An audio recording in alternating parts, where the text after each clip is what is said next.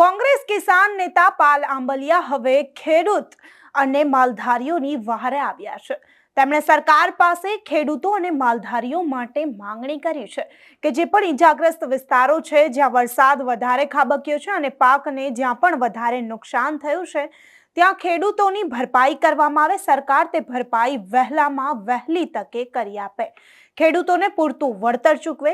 ત્યારે પાલ આંબલિયાએ વધુમાં ખેડૂતો અને માલધારીઓ માટે શું માંગણી કરી તે જોઈએ।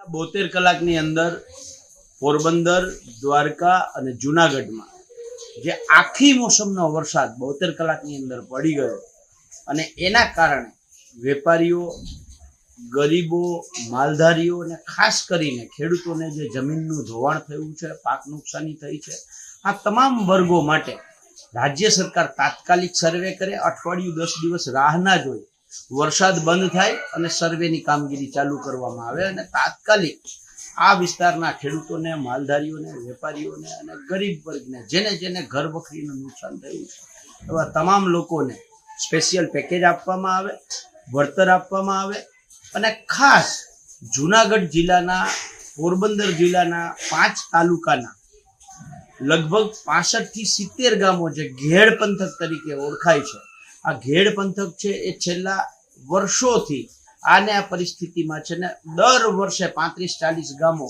ડૂબમાં હોય છે, 35-40 ગામો સંપર્ક વિહોણા હોય છે, ટાપુમાં ફેરવાય છે અને એક બાજુ આપણે વિશ્વગુરુના સપના બતાવીએ છીએ, બીજી બાજુ ડબલ એન્જિન સરકારની વાતો કરીએ છીએ અને ત્રીજી બાજુ ગુજરાત મોડેલના આખા દેશમાં ભરપૂર વખાણ કરીએ છીએ।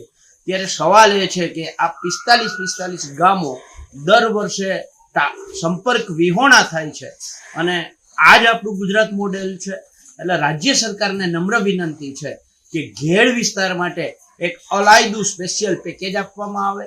અગાઉ જેવી રીતે ઘેડ વિકાસ પરિષદ, ઘેડ વિકાસ નિગમ જે કાર્યરત 1998 સુધી હતું એમને ફરીથી કાર્યરત કરવામાં આવે અને ઘેડ વિસ્તારનો આ પ્રશ્ન છે, કાયમીનો પ્રશ્ન છે, એનો હલ કરવામાં આવે। જો આ નહીં થાય તો આ ઘેડ વિસ્તારના ગામોના ખેડૂતોને સાથે લઈ અને આવનારા દિવસોમાં ગાંધી ચિંધ્યા માર્ગે આંદોલન કરવાની ફરજ પડશે।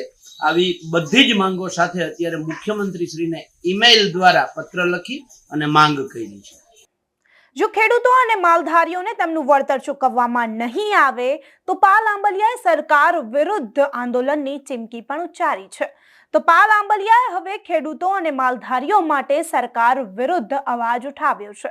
તો પાલ આંબલિયાના આ નિવેદન વિશે અને સરકાર વિશે તમારું શું કહેવું છે? જે સરકારને વારંવાર રજૂઆતો કરવી પડે ત્યારે સરકાર સાંભળે છે, કેમ સરકારને નથી ખબર કે આટલો વરસાદ પડ્યો ત્યારે ખેડૂતો અને માલધારીઓને કેટલું નુકસાન થયું છે?